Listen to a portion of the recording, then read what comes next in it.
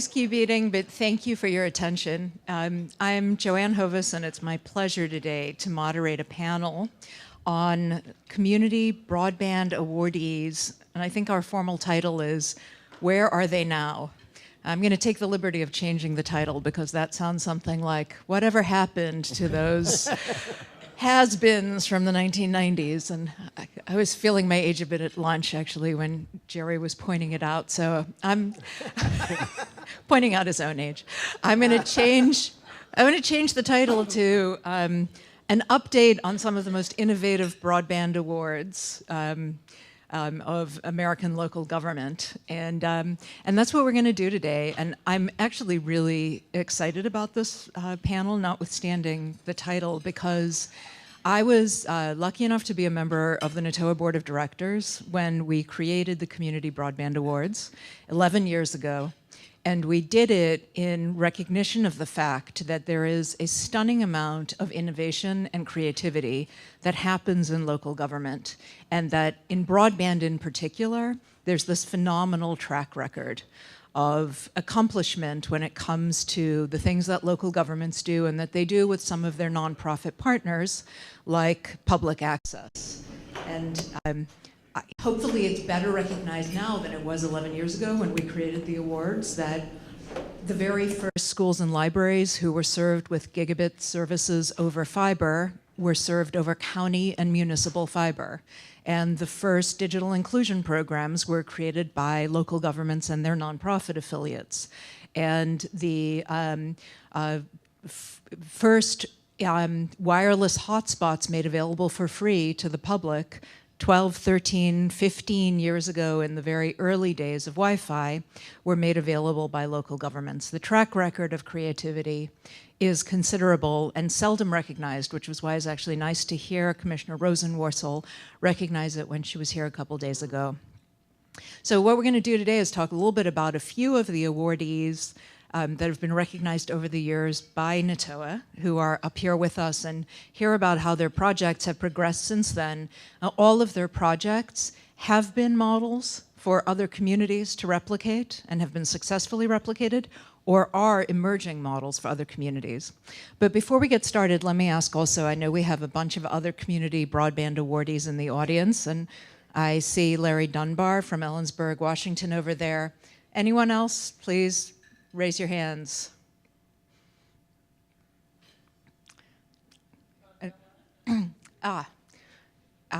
City of Portland, City of Austin, City of Seattle, and anybody else I've forgotten, apologies.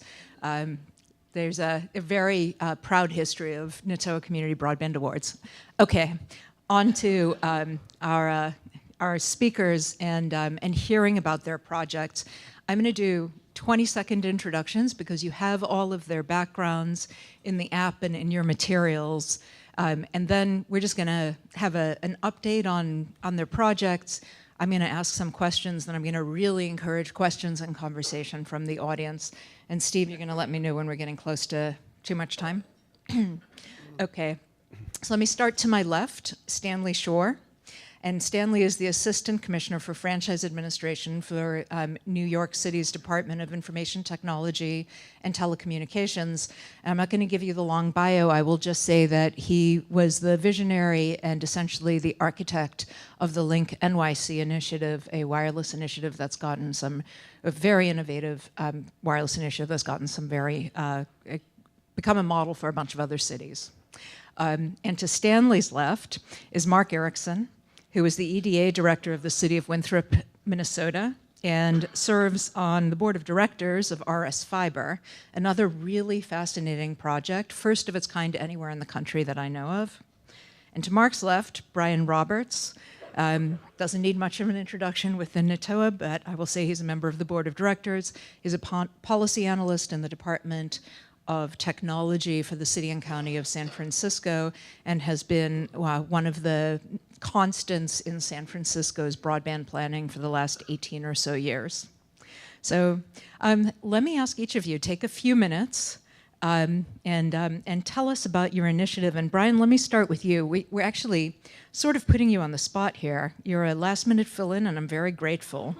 But about 10 years ago, we gave Brian's former boss, Chris Vian, who was the CIO of San Francisco, an award for Community Broadband Visionary of the Year for the city's efforts to use communications infrastructure to provide broadband internet to low-income housing.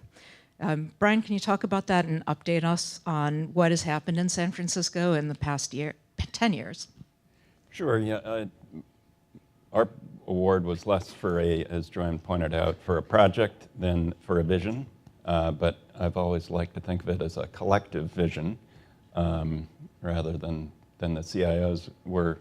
It was about 4 CIOs ago in San Francisco, so some things changed, but I think the underlying vision is still there. And I went back and looked at the kind of initiatives that Chris was cited for, and there were 3 of them: the low-income housing, bringing Wi-Fi to public housing, and some wired broadband. And again, we were very early doing that. I think the Obama administration just made their push in that area. Within the past year, in the state of California, it also, a couple of years before that, adopted a grant program for bringing Wi-Fi to public housing, but we were very, very early on that. The other item that Chris was noted that we were working on at the time was an urban telemedicine project. So we have an extensive network of community public health clinics that that are staffed by the University of California at San Francisco and our public health department. And we were bringing fiber to those and have expanded that program, so that's still very active. And then the third item was try to think of ways to bring greater broadband choice just for the public in general, and that's another item we're still working on. But with respect to the public housing, our public housing is undergoing a bit of a transformation. I think 28 of our 42 facilities are participating in a new HUD program called RAD, which is Rental Assistance Demonstration Project. So they're kind of converting from the old public housing model to being operated by private nonprofits as low-income housing. So as part of that, we're looking at ways, and that will involve some rehabilitation of the buildings. We're looking at that as an opportunity to rebuild and fortify those wireless networks there. Again, in 2008, 2009, there were a lot less use of Wi-Fi. So we're going to need to increase the capacity, the reliability, quite a bit in cooperation with the nonprofits that are kind of fixing those public housing sites. So. And Brian, am I recalling correctly that urban telehealth fiber initiative, in part, it was to facilitate translation for communities exactly. who didn't speak It English? was about 40% of the clients of our public health department are not, their first language is not English, so a big part of that was to provide remote translation services. A lot of the clinics out in the neighborhoods don't have the same access to translators that our general hospital does. So the idea there was to bring together clinicians from UCSF, the translators often when needed, and the patients and the maybe non-specialists in the field. And to my point about initiatives that have been recognized by the Community Broadband Awards over the years being replicated, I think that point about the Obama administration and HUD adopting that model a decade later is a really good one. San Francisco did it a long time before Washington recognized anything about it, and that's a sign of the innovation that happens in communities and then goes to Washington rather than starting there. Mark, will you tell us about your initiative? And you were an awardee last year. Yeah, No, this year. Oh, I'm sorry, this year. But thank you, and I'm in flyover country. I'm honored to be between San Francisco and New York. I'm a little out of my league here. But our project is about an hour west-southwest of the Twin Cities. We have 10 small communities. The largest is 2,300 and the smallest is 400. And about 1,000 square miles. We're going to build fiber to the home, or are building fiber to the home. And we're also going to build fiber to the farm. We're a very agricultural community. There are 18,000 people in our project area, 7,500 homes. It was a public-private partnership between the cities and township governments and the private fiber cooperative that was started. And this is how it worked. We took a swing at financing this $50 million project with revenue bonds, and the bond market at the time wasn't agreeable. So we backed up and we decided that the cities and the townships would sell a geo tax abatement bond, a generally obligated tax abatement bond, like a TIF, and we loaned that to a private cooperative as an economic development loan.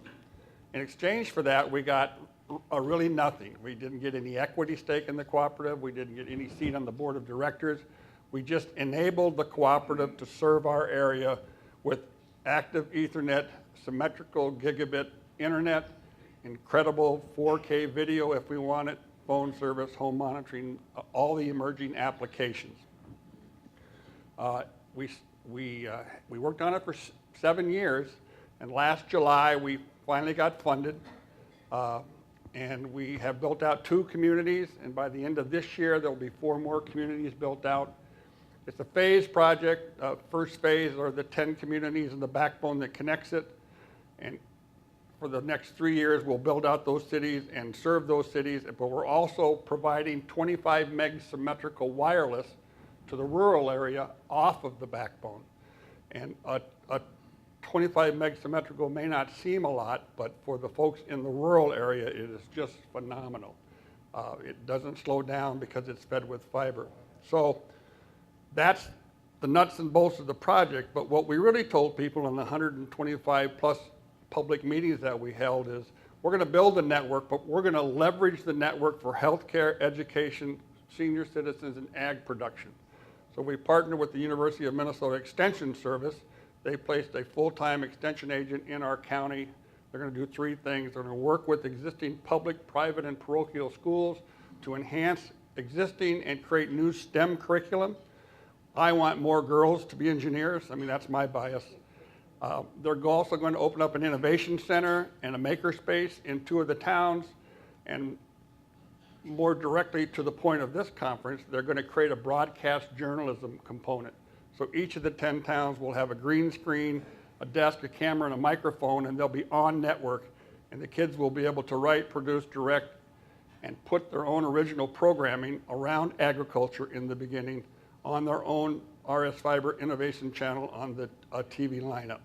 So we're excited about that. We're also a US Ignite community, and they're going to help us develop skills in our area for coding and drones and robotics, and they have STEM curriculum that we're going to use. So we want this to be a way to change the way we live, learn, work, and play in rural America, and it's an opportunity, I think, for everybody. And Mark, I know you are an employee of the city of Winthrop. Yes. Did the impetus for this project, was the initiation of it coming from the local governments or from some other entity that kind of the starting point for the project? It was my mayor. I came to Winthrop, which is a town of 1,400 people, to get away from technology. I'd worked for Hiawatha Broadband in the area of fiber to the home, and I just wanted to deal with unshoveled sidewalks and barking dogs. I just wanted to get away from it. And our mayor had the vision, and then my eighth council meeting said we want a fiber to the home council, or a fiber to the home network in our community. So it started with them. We took the message to 9 other communities. They quickly got it. It's a message that sells, and they have backed it for 7 years. Thank you. And Stanley, the City of New York's LinkNYC project is an awardee this year. No, last year. Last year. I got that wrong as well. You I'm sorry. Last year. Plan- You were plan- this year. You were Planning last year. award for last year.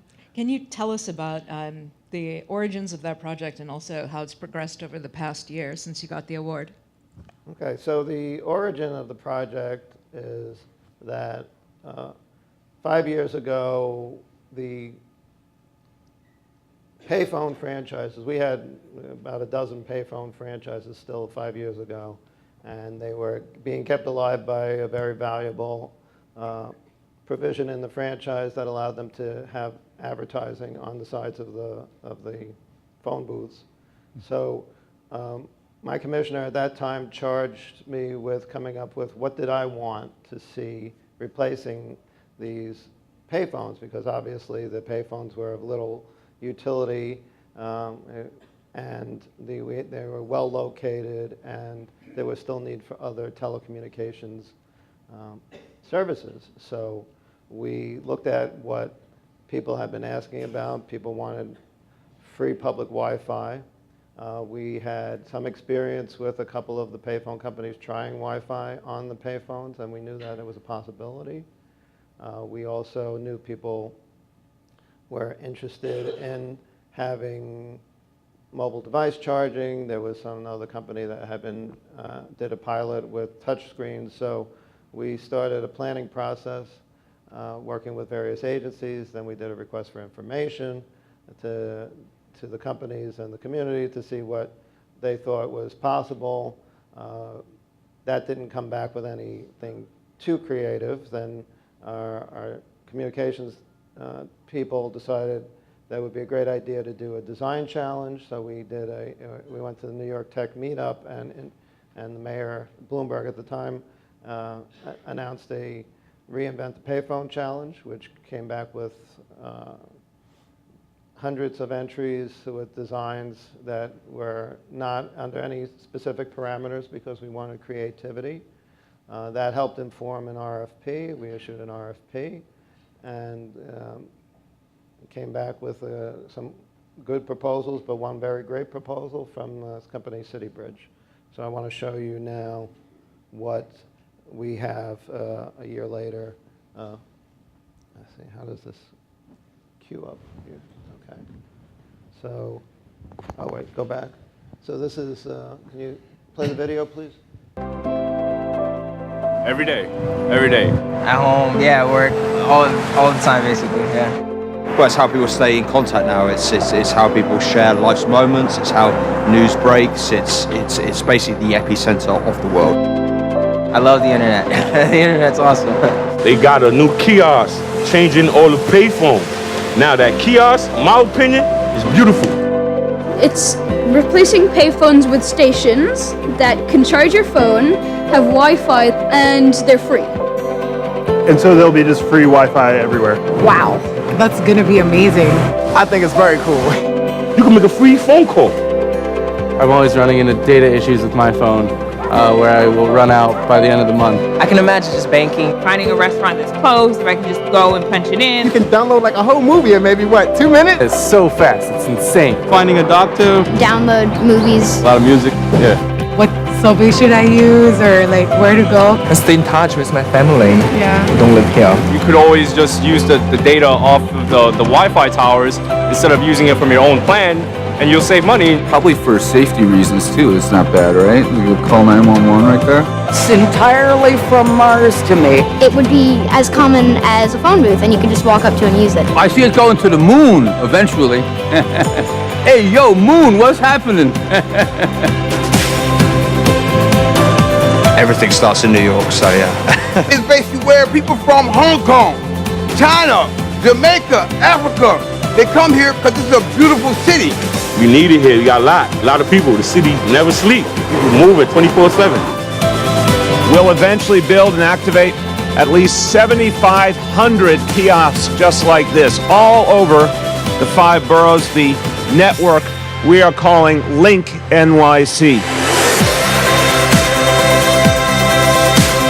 If this is going to be everywhere, like I guess it would be giving internet to people who literally couldn't get it anywhere else, so. This would be amazing. If the entire world had free internet, like I can't even fathom. Like I think this is going to change the world. I think it's going to provide information to everyone wherever, and it'll make our country and the world more connected.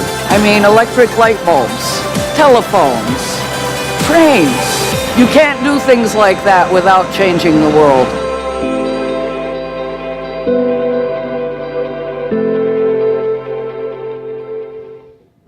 So that was a good, feel-good video from the folks at City Bridge that are producing the LinkNYC. It's a franchise agreement with the city. It's 100% their expenses, and they make the revenue off the digital advertising on the sides of the kiosks. The streets of New York are very valuable advertising locations, so the city is leveraging its property to provide these services. You're getting gigabit Wi-Fi. You're getting, as you can see, the politicians are very happy to announce this is one that ribbon cutting in the Bronx. You have, in addition to the Wi-Fi, you can make free phone calls anywhere in the United States. You can, as you can see, it doesn't detract from the people's storefronts. One of the biggest problems with over the years with payphones is that there were these large three-quarter booths, sometimes doubles or triples, and there were places for people to hide. There were places for people to block, be blocked by, so they can do drug deals. This is something elegant, and design was a big part of the RFP. So you use the narrow end. There's a tablet there with relatively private space that you can connect to the, you can make phone calls using the touch screen. You can also connect with 311 services. You can connect with Maps, Google Maps. So it provides information. They initially tried having internet on, unrestricted internet on the kiosks, and that was pulled down last week because it was found that it was way too popular and it was causing people to gang, basically have parties around the on narrow sidewalks of the city. We really didn't want that. So it's the structure is 9.5 feet high, which is a little bit high, but it's the footprint is so small. It's only 11 inches wide, and I think maybe 36 inches deep. So it really doesn't take up the space on the sidewalk that's needed for other purposes. And now we have them in the, those are the different screens that are still available. I think that's the map showing where they are now. There are approximately 400 of them installed. They're a little behind schedule. They were supposed to be up to 510 by this time. By this time next year, it'll be 1,500. Within 4 years, it'll be 4,000. Within 8 years, it's 7,500 of them. So that's where we are from planning to implementation, the beginning of the implementation. We're in 3 boroughs of the city.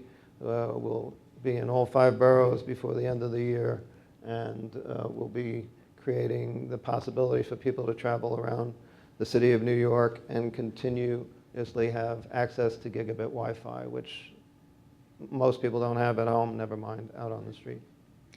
So I know you said that the franchisee bears all costs around the initiative. How long is their commitment for? Are they committed for a long time to support and maintain? Yes. So the initial term of the contract runs through 2026 with the ability at the city's discretion to continue for the full 15 years. So we made it coterminous with the city's other street furniture franchise so that the folks at that time in 2026, if they had a new idea and they wanted to combine street furniture with telecommunications, they would have the ability to do that. And is there a revenue component for the city of the franchise agreement? Yes, there's a very, very large revenue component. We have a minimum annual guarantee that goes up each year. This year it's $22.5 million, and it goes up. As the build out of more digital advertising, it'll ramp up over the 12-year initial term. It's a guarantee of $500 million. So I know I said all these projects are replicable, but we should all just kind of scale them down a little bit in our minds. That doesn't work in Winthrop, But it's awesome. That's awesome.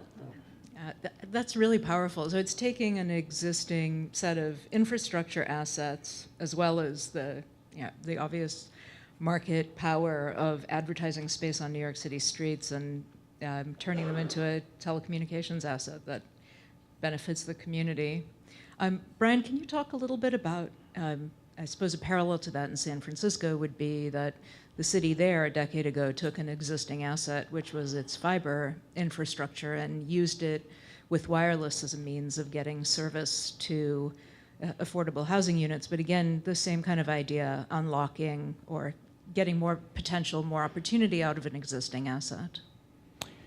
Right, and I think the origin of this idea was, again, it was kind of a personal one. The head of our fiber team at the time, we install all our own fiber with city staff rather than contractors. He and kind of converted folks from supporting the old copper alarm and other systems to fiber.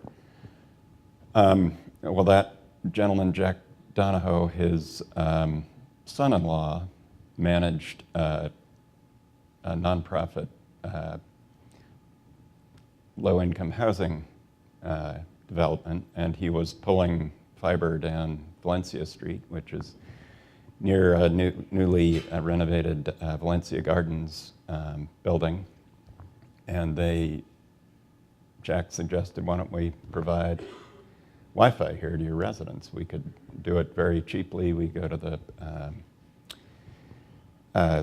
the city's main, internet co-location spot, and so that was kind of the origin, that idea. And so the building had been built with wiring to support wired internet service, and it wasn't being used, so we just plugged into that, and that was the first of the buildings that we supported. And then the circumstances weren't always that advantageous, that we had fiber running down the street, and it was a brand new building with new wiring, so we, for the majority of the buildings, we reached through wireless bridges to one of the core buildings that were on fiber, and then within those buildings, we used Wi-Fi instead of a wired connection to each unit. So that was kind of how that program emerged. And as I mentioned, it's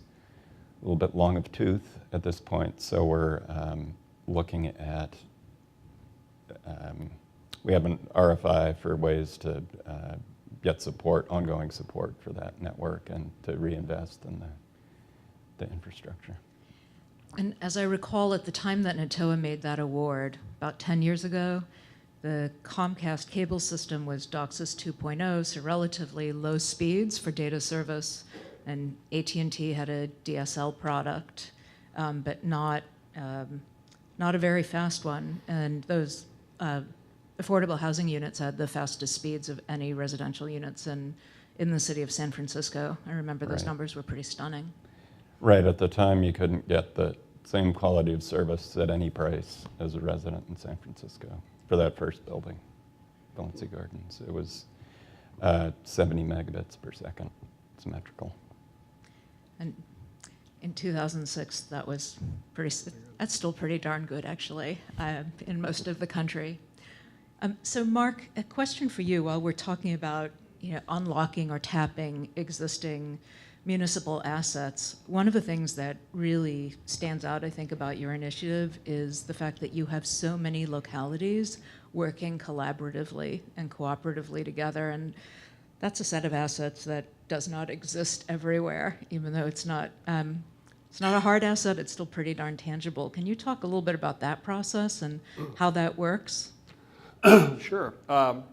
It is a collaborative process, and it started in Winthrop, and we wanted fiber to the home in Winthrop, and we went to the local phone company, and they said, oh, absolutely, we'd be happy to do that for you. And 12 months later, they said, no, I guess we're not going to do that for you. And we were too small to do it ourselves. You know, we only have 600 homes. And so we decided to invite the other communities, and we did. And it was not surprising that, since we're all in the same boat and we're all poorly served out there, that they saw it. And what's interesting about reaching out to other communities, and you know this because you work with them, is if you have a story that's truthful and you present it in an honest manner and you're sincere in what you want to do. You know, if you're not trying to blow smoke and you're talking to people in the same life raft, they're all going to oar together because they recognize that in our case, not doing anything is change we can't afford. I mean, not doing anything doesn't help us. So Google at the time was doing fiber. They weren't doing copper. And so the Fiber to the Home Council helped us a lot. We mailed 14,000 fiber to the home primers out, and people got the message. And I give it to these small town councils. I can't imagine what it's like in San Francisco and New York, but they saw it and they put their money on the line, and we charge them $10.50 per person to join our Joint Powers Board and fund our marketing efforts, and they stuck with it, and it was really surprising. 18 months ago, I mentioned something the other day, we had a meeting of 10 full city councils and 17 township boards in a room about this size in session, all of them. And to give kind of final approval to do this, and a person from CenturyLink stood up and just set off an atomic bomb, and we all held our breath. You know, he stood up, and I knew him, and he pointed his finger at me, and he said, Erickson, when are you going to quit lying to these people? You know it's a bad business plan. You know it's going to fail. You know their taxes are going up. You know this. When are you going to quit lying to these people and tell them the truth? You kind of hold your breath. But fortunately, CenturyLink didn't have a very good reputation there, and it was too late in the process. So I give it to these 10 city councils and these very conservative township boards. They're all older farmers, that they saw through that, and they stuck to the mission statement. And I think that's a process of collaboration that is a direct result of being open and honest with them, being transparent. I heard that this morning. So if you're in a small community and you want to work with other communities, you know, make sure you're all in the same life raft together and you're facing the same kind of future. I want to open the floor to questions and comments, and also stories. Anybody who wants to talk about their project or their initiative, their local innovation. But I'm sure we must have questions on these 3 projects. Gary, will you come to the microphone right up here? And the rest of you start preparing questions, or I'm going to call on you, and I'm looking at you if I'm going to do that. Congratulations to all 3. Just a question. I'm a mayor of a city, and we're dealing, like every place else, with public safety, tremendous costs, increase since Pulse and the other horrible tragedies that have occurred. Are you tying in public safety into these projects at all? Like, for example, with the kiosks in New York video, you know, the public area, or provide security cameras, things like that? Have you thought about tying in public safety in that? So the links are built with a couple of features. Number one, the police had asked for a dedicated 911 button, which has been, which is included on the spine of the link. And we had to do some work with that because after they initially asked for it, then they were concerned that it might be an attractive nuisance. So then we had to put in a 2-step process where if somebody pressed the button, that there would be a message come up on the screen, do you still want to make a 911 call, because it's a crime to make a false call. So that was instituted, and it was determined that they hadn't thought it through and hadn't put a voice part to that, so the people that were blind would not see that message, so they had to add that in. So that's been a process. The units are all built with cameras at the top of the video displays. They've been authorized to use them to combat vandalism of the units, but they could be used for other safety concerns. They have not activated them yet. I've encouraged them to activate them specifically in light of what's happening in New York last week. You're welcome. Anybody else? And I'd like to add something. I might have given you the impression that we were at odds with the phone and cable companies. We were not. This wasn't an anti-phone or cable project. It was a pro-city project. We went to all of them and asked them to do this. They all declined, and then we went back to them and said, because we didn't want to operate it, and we're not operating it today, we have a private provider.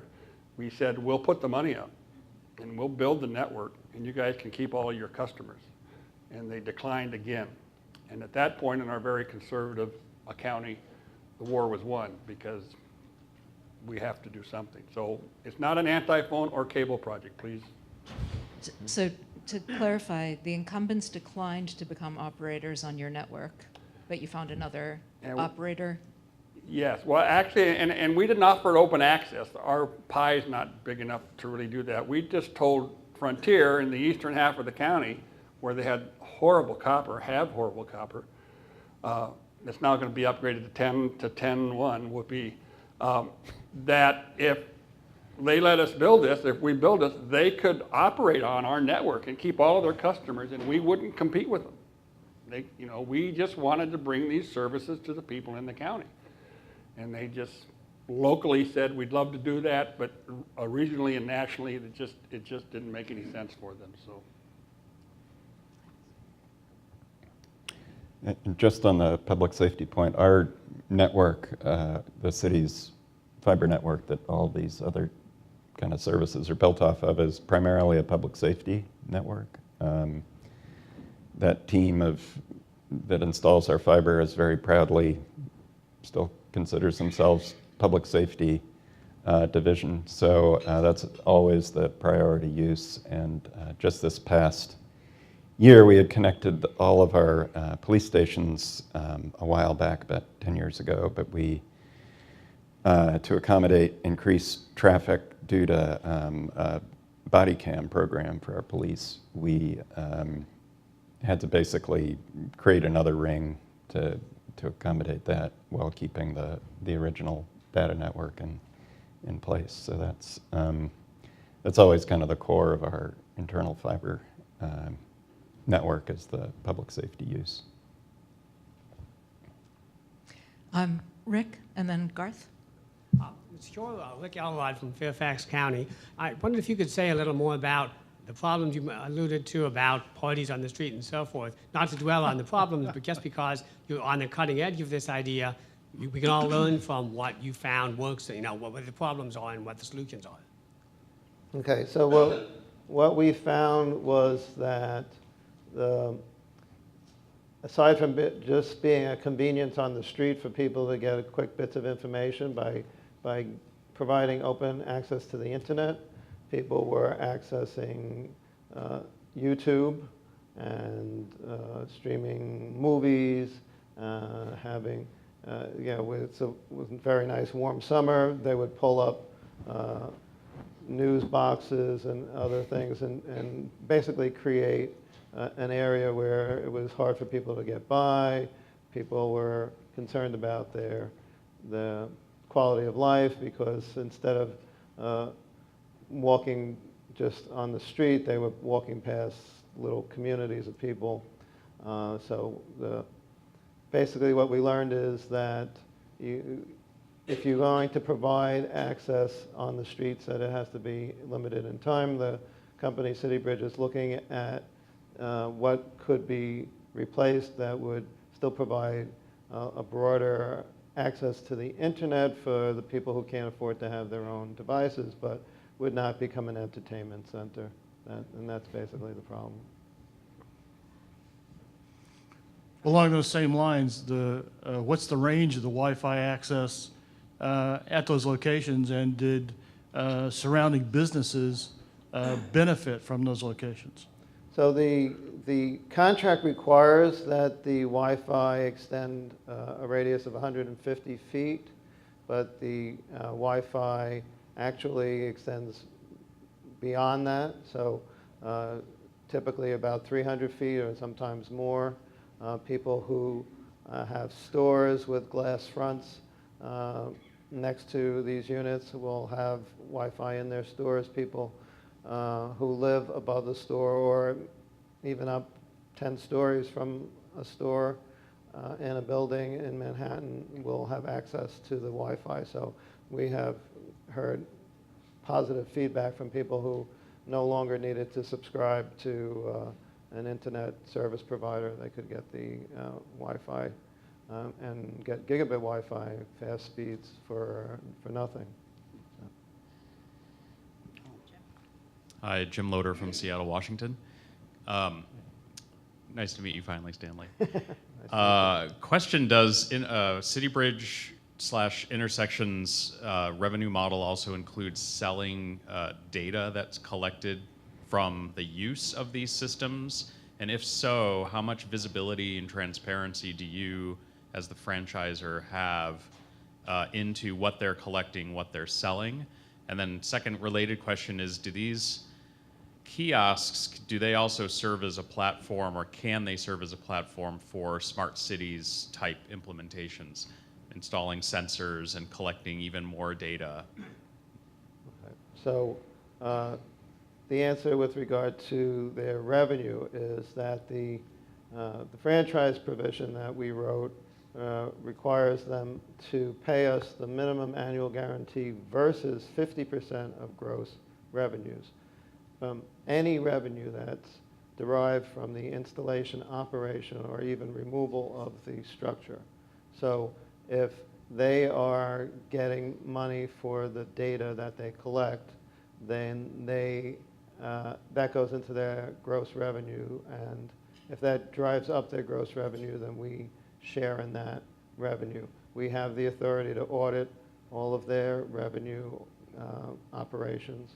As far as what have they done so far they haven't really monetized the data, but they don't have a big system built out yet. They only have 344 links on the street so far. They do anticipate doing some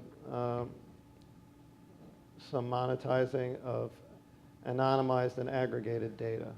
So they won't be able to give profiles of specific people in a certain neighborhood or whatever, but they will be able to say, based upon the information they collect email addresses. If you give them your accurate email address, which you don't have to do, but if you do, and your email address is also on a list of some retailer, they'll be anonymizing these lists, and and a third party will compare it for those purposes so that they can help get Macy's to advertise or Walmart to advertise, that kind of thing.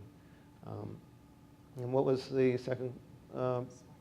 Okay, so as far as smart cities, so they also have installed sensors into the units. Currently, they're only entitled to use the sensors for the purposes of maintaining the structures.